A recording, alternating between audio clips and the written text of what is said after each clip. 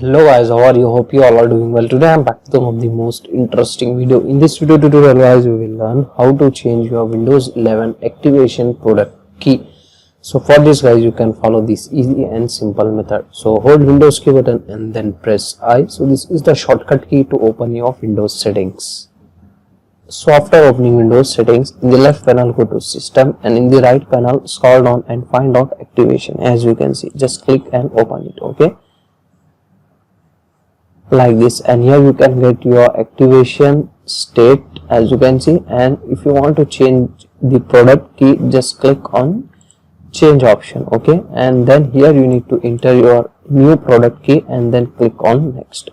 So from here you can easily able to change your product key, activation product key on your Windows 11 PC or in laptop. Okay, so this is the short and very simple video. Hope you enjoy this. If you enjoy, please guys like, share and subscribe to our channel. Thank you very much.